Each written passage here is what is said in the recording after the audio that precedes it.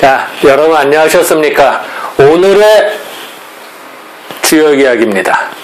오늘은 그 주역을 공부하다 보면요, 참 이런 용어들이 많이 나오는데 이런 용어들에 대한 정의를 잘 모르고 쓰는 수가 많아요.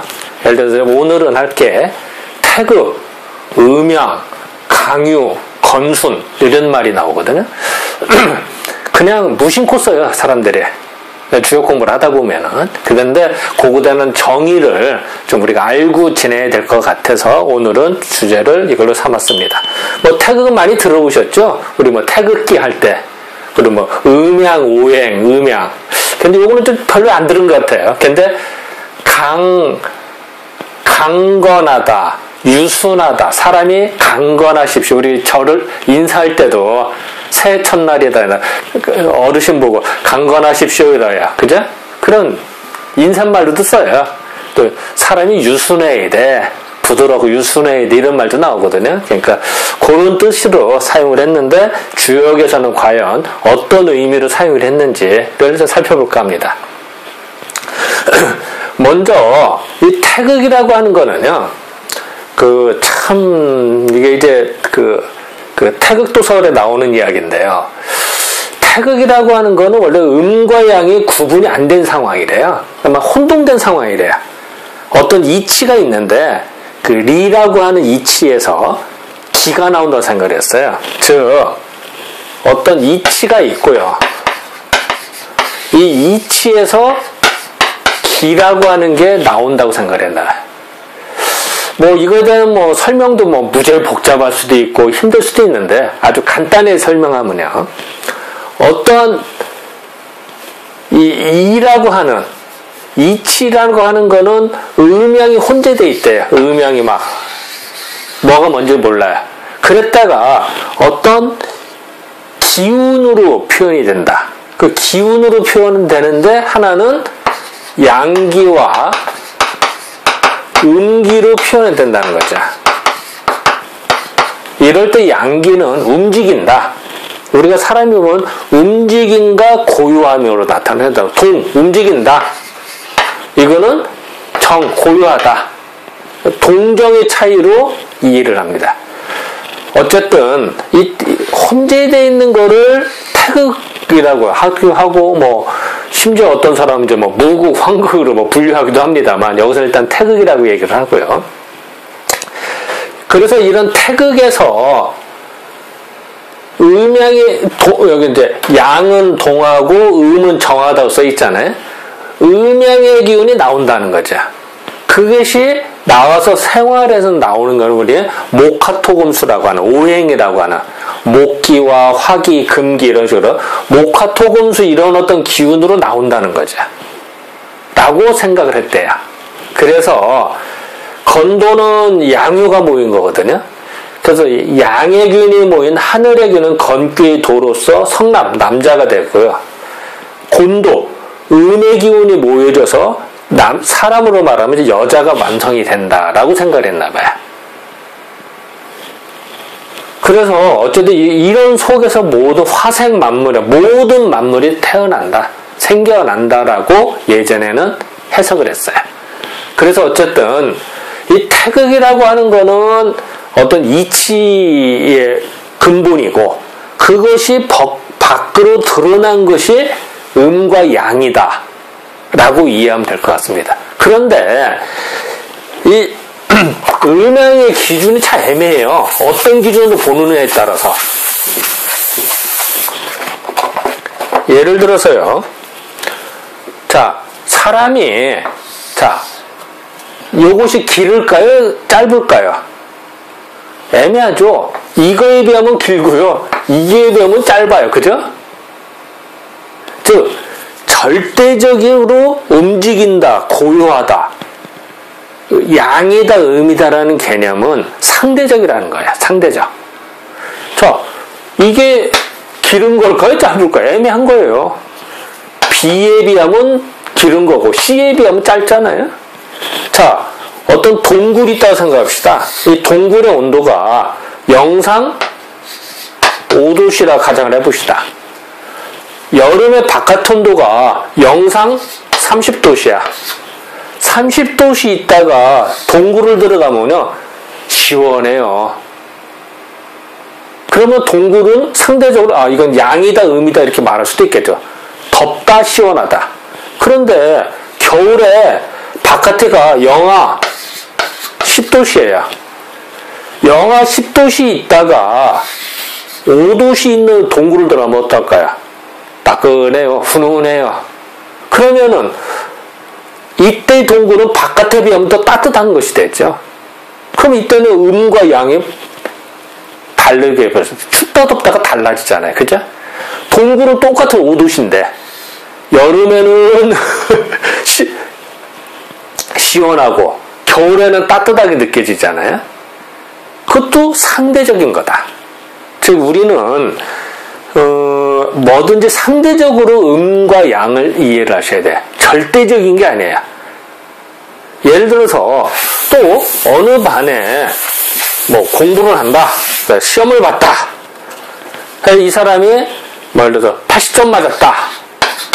그럼 이 80점이 높을까요? 얕을까요? 1등일까요? 꼰칠까요? 애매한 거야.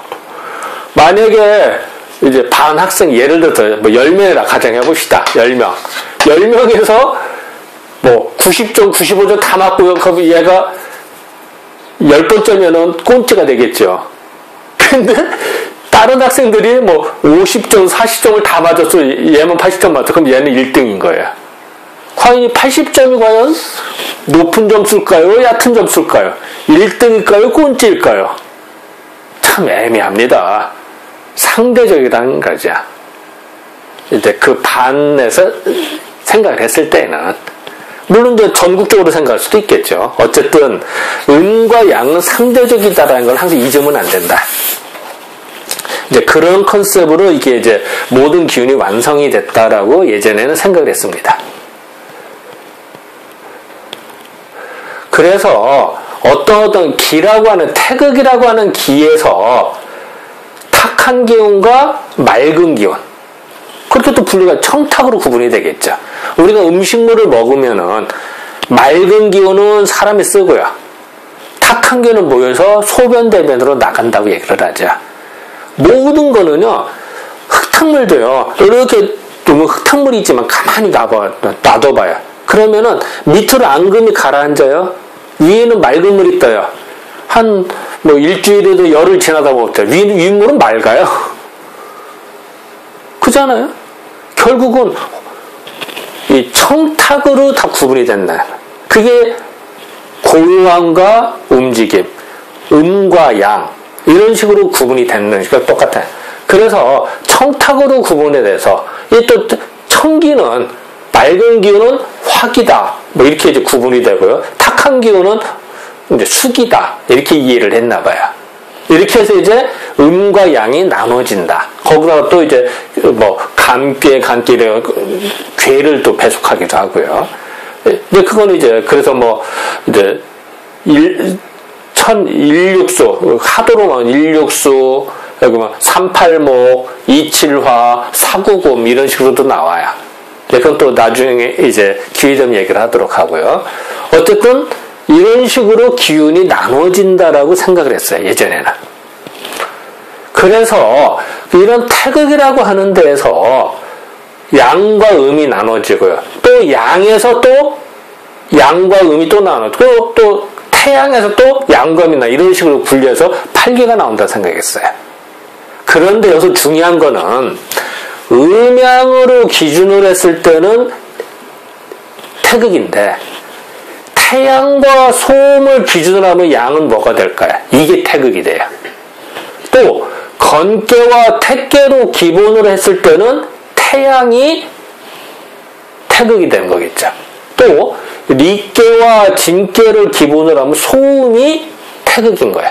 즉 태극이라고 하는 거는 고정불변이 아니라 자기가 나오는 분화되기 바로 이전에 근본이라고 할까, 원천이라고 할까, 이렇게 생각하시면 돼요. 예를 들어서요. 자, 그릇에 흙탕물은 막 있어요. 그러면은 이 흙탕물이 가만히 이제 시간이 흘러서, 자, 윗물은 이제 여기는 맑은 물이 되고요. 맑은 고요한 물이 돼요. 밑에 이제 찌꺼기가 막 꼈어요. 앙금이 가라앉아요. 그러면은 태극에서 양과 음으로 구분이 됐다고 이해를 하는 거죠. 또 다시 설명을 아주 구체적으로 해서 양요에서 양요가 나오고요. 또 양요에서 음요가 나올 수가 있잖아요. 이때 이 양요는 밑에 있는 양요는 어떻게 되겠어요? 이게 태극이 되는 거겠죠. 또 여기에서 건깨가 나오고 택깨가 나오니까 건깨와 택깨를 기본으로 해서는 요 태양이라고 하는 요것이 태극이 되겠죠. 즉 태극이라고 하는 거는 고정불변이 아니라 상대적인 거다. 예를 들어서 나와 형제의 태극은 어떻게 될까요? 부모님이 되겠죠. 또 부모님의 태극은 어떻게 될까요? 부모님의 할아버지가 태극이 되겠죠. 이렇게 생각하시면 됩니다. 이제 그렇게 예전엔 이해를 했어요. 다시 말하면 태극이라고 하는 거는 고정불변이 아니라 상대적인 거다. 이제 요 말씀을 이제 드리려고 했습니다.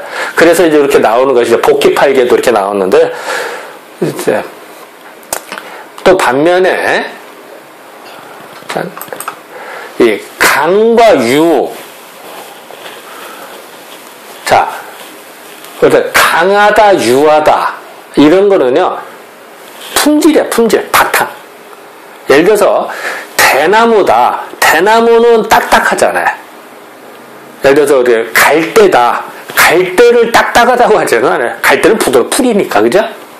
그러면은 강하다, 유하다는 강한 거는요, 쇠붙이라든지 나무라든지 뭐 단단한 거를 말하는 거지. 뭐 부드러운 거를 강하다고 얘기는 안 해요. 그게 강과 유의 차이예요. 그런데 우리가 건하다, 순하다라는 게, 건은 건건하다. 그러니까 강건한 굳센 걸 말하는 거고요.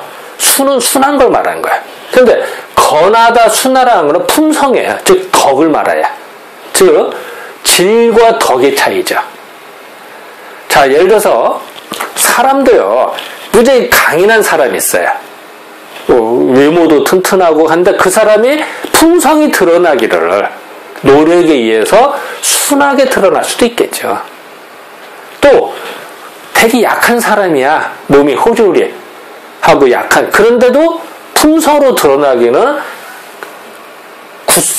굳셀건자거든요. 굳세게 행동할 수도 있겠죠. 즉 다시 말하면은 강과 유는 본래의 바탕을 말하는 거고요.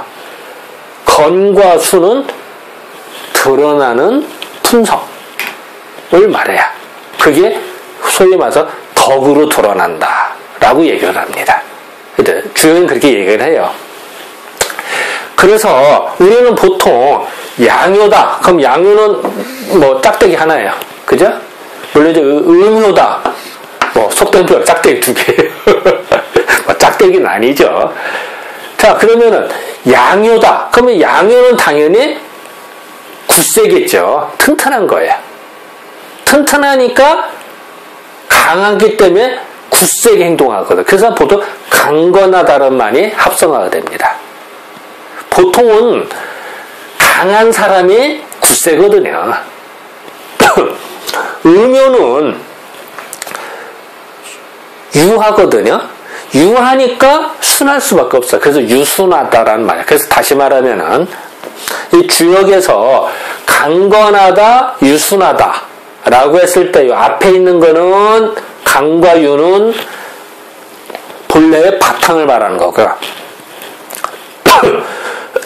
건과 순이라고 하는 거는 그거의 품성을 말한다. 이렇게 이해하시면 될 것 같습니다.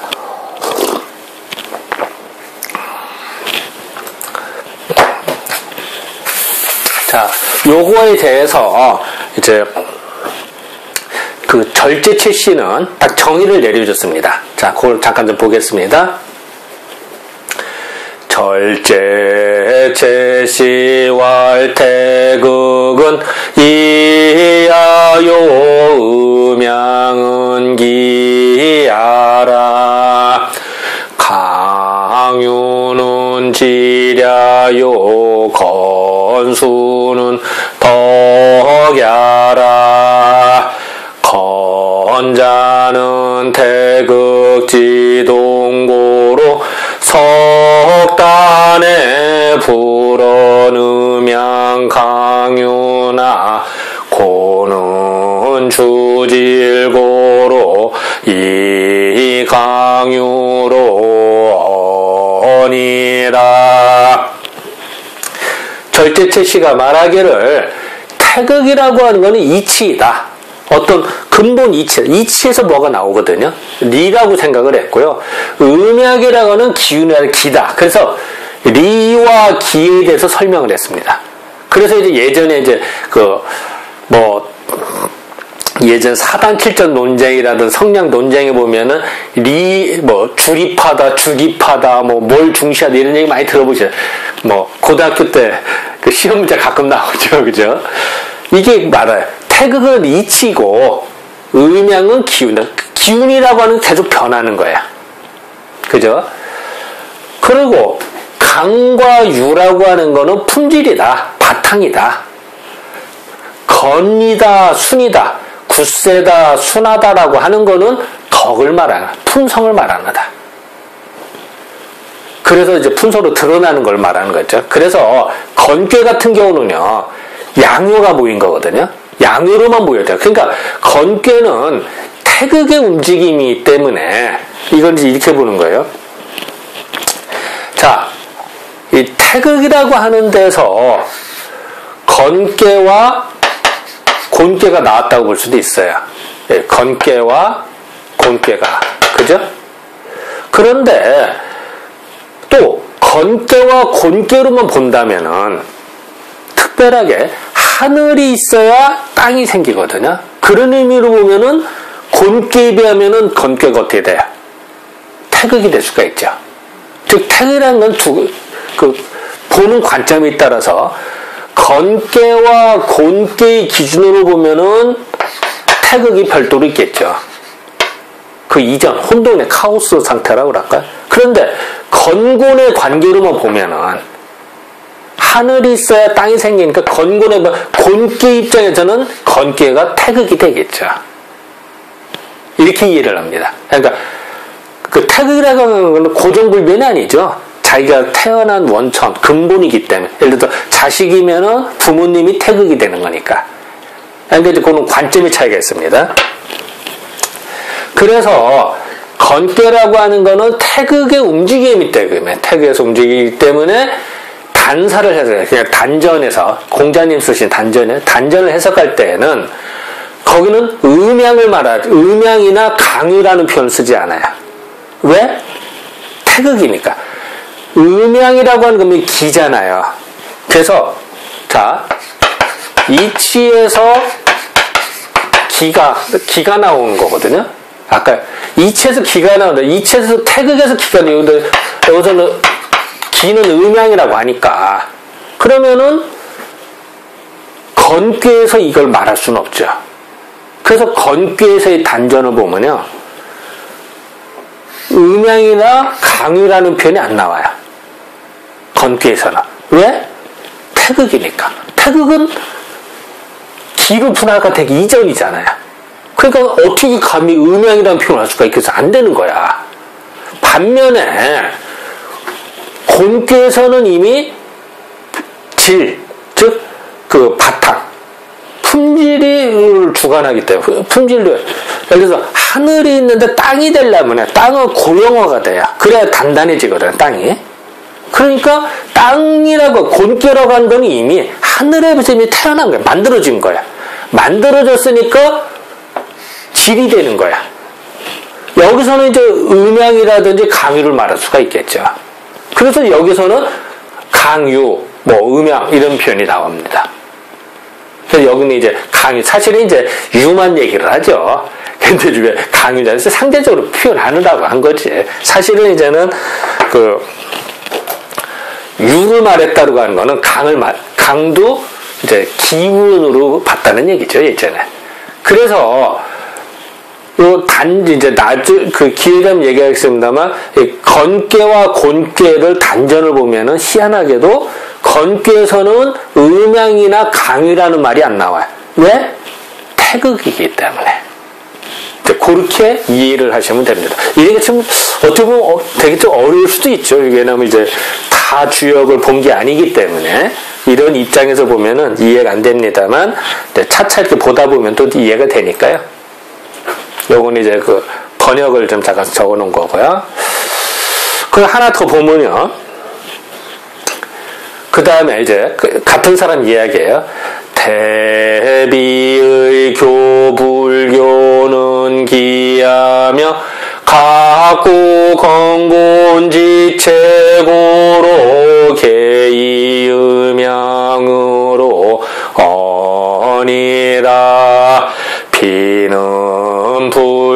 비의 불교는 즉질적으로 겸이 강유로 어니요 역괴는 각체호 물고로 불언음양하고 지연 강유 건순이라. 택계와 빗계. 택계와 빗계는, 자, 택계는요, 지천택계를 말해요. 빗계는 천지빗계거든요. 이거는, 지천택계는 진짜로 하늘이 내려왔다는 뜻이 아니라, 하늘은 하늘에 있죠. 근데 그 기운이 내려와서, 이제, 그 이해를 하는 거. 진짜로 내려왔다는 뜻이 아니라, 하늘이 밑에 있고, 땅이 위가 말, 지구상에 살아난 사람도 다 죽는 거죠. 기운이. 그래서 요 기운이 올라가고 내려가니까, 하늘의 기운이 올라가고 땅의 기운이 기가 교류가 되겠죠. 그래서 교차가 되고요. 여기는 하늘은 올라가고, 땅은 내려가고, 기라고 하는 게 교차가 안 돼요. 만날 일이 없으니까. 중요한 건 그죠. 기운이 만난다, 흩어진다. 기운이 교류가 된다, 교류하지 않는다라는 컨셉이거든요. 그게 만들어진 것이 택계와 빗계. 그래서 택계와 빗계에서는 교류한다. 택계는 교차를, 서로 기운이 교차를 하고, 천지빗계는 불교. 사귀지를 않아요. 만날 일이 없으니까. 만날지를 않아요. 이거는 결국 기를 말하는 거라. 그런 것이니 각각 건계와 공계의 체가 있기 때문에 음양으로 말한 거죠. 왜 여기서는 음양으로 말해요? 왜? 여기서는 설명을 할 때 음양은 기운으로 이미 표현이 됐으니까 태극이 아니니까. 그러니까 당연히 택계와 빗계에서는 음양으로 표현을 해. 또 빗계에서 불교 사귀지 않는 거는 그 바탕이 이미 드러날 젖자거든요. 드러나 있기 때문에 강과 유로도 많아요. 왜냐면 품질이니까, 품성이니.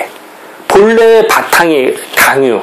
사실은 이제는, 그러니까, 이게 말하고요. 다른 꾀에서는 그 이미 물건에, 삼라만상의 물건에 얽매였기 때문에, 얽매일 채자거든요. 얽매였기 때문에, 이때는 음양을 말하지 않고, 이때는 오로지 강, 유, 또 강에서 나오는 건, 유에서 나온 순, 강유나 건순만을 말해요.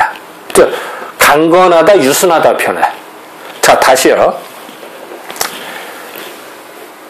건께는 모든 걸 원천해, 그죠? 거긴 이미 태극이라고 보니까 음양이라고 말할 수가 없어요. 그 음양을 표현을 안 하. 반면에 곤께에서는 음양이라고 표현을 하겠죠. 또 택계와 빗계에서는 이미 그 기운이 교차하는 거니까 당연히 음양이라고 말을 해요. 그런데 다른 꾀에서는 이걸 제외하고 나머지 꾀에서는 강, 유, 건, 순 이런 표현을 한다. 왜? 이미 분화가 되고 다 고차가 되다. 기운이라고 하는 게 예전에 이렇게 생각해요. 음의 기운을 예를 들어서 이렇게 생각해 봅시다. 우리가 겨울에 춥다. 막 한기가 몰라요. 추워요. 그러면 의식 춥다. 한기가 모이다 보면 어떻게 돼요? 물이 엉기기 시작하겠죠. 그래서 보통 때는 물에 들어가면 사람이 빠지는데 물이 단단해지면 어떻게 돼요? 어른들 사람이 위해서 스케이트 타도 괜찮아요. 그죠? 뭔가 형성화가 된다. 음의 기운이 뭉쳐져서 물질이 된다고 보는 거예요. 그러니까 건계와 곤계에서 나와서 택계와 빅계를 거쳐서 음기가 모이고 양기가 모여서 어떤 물질이 돼. 나머지 괴들은 이미 물건으로 형성이 됐다고 보는 거죠. 그렇기 때문에 거기서는 다 강유, 건순이라는 표현을 씁니다. 이걸 이해를 하시면은, 왜 그 단전에서 왜 음양을 쓰고, 어디에서는 음양을 안 쓰고, 이제 그러듯이 이해가 금방 되시겠죠. 요것이 이제 64개를 볼 때 이해를 좀 할 수 있는 단서가 되기 때문에 설명을 했습니다. 이거는 이제 번역을 잠깐 본 거고요. 그래서 이거 대나무 같은 경우는 어때요? 단단하잖아요. 대나무는 부드럽지 않아요. 잘 씌워지지도 않아. 그죠? 단단해요. 그러니까 대나무는 강건하다 이런 표현을 써요. 왜? 품질이 바탕이 강하고 성질이 굳센 거죠. 강건. 그래서 강건하게 사십시오. 그러면 건강하고 튼튼하게 사십시오 하는 얘기란 거 아니에요. 덕담이죠. 새해 첫날 어르신 강건하십시오 하는 거예요. 안녕하세요 하는 건 비슷한 거죠. 더 좋은 말이에요. 반면에 갈대 같은 거는 바람에 흔들려요. 그죠? 갈대로 기둥으로 삼겠어. 아니면 갈대로 기둥 다 무너질 거야. 그죠? 지탱을 못해. 그냥 순하고 부드러워. 그 바람 불고 흔들려요. 그죠? 당연해요. 그러니까 그걸 유순하다고 표현을 해요. 이렇게 표현합니다. 그래서 결론적으로 말씀드려서요. 지금까지 말하는 태극, 음양, 강유, 건순이라는 의미는 태극은 모든 것의 근본이라는 뜻이고요. 그것이 기운이 나타난 것이 음양의 기운이다. 음기다, 양기다. 그리고 그것이 성결, 이것도 어떻게 보면 이제 강하다, 유하다. 그리고 그것이 바탕이 이러면은 그것이 드러나는 것이 덕으로 드러나는 게 건순이다. 그래서 강건하다, 유순하다라는 말이 나오는 겁니다. 그리고 그 중천건계, 건계는 태극에 해당이 되는 것이고요. 곤계는 지태는 유에 해당해요. 사실 왜 이미 품질이 만들어졌으니까. 그럼 왜 땅이 왜 유하냐? 하늘에 비하면 그렇다는 거죠. 하늘은 원체 강건하기 때문에 이렇게 이해를 하는 겁니다. 이제 어떻게 보면 땅이 단단한데 왜 유야? 그런 게 아니라 상대적이라는 얘기죠. 그러니까 곤계는 음기가 모아졌으니까 이렇게 이해를 하는 겁니다. 그래서 지천택계는 기의 기운이 서로 음기와 양기가 하늘의 기운과 땅의 기운이 서로 마주치는, 그래서 태평하게 되는 거고요. 천지빛계는 만나지를 않아. 그래서 불교예요. 만나지를 않아요. 이렇게 이해를 합니다. 자, 제가 조금 약간 좀 어려웠고 개념 설명이라 오늘은 좀 길었습니다. 이해해 주시고요. 우리가 주역 공부를 하면서 매우 자주 보는 용어이기 때문에 용어 정리를 할 필요성 때문에 오늘은 약간 길었습니다. 양해 부탁드리겠습니다. 네, 감사합니다.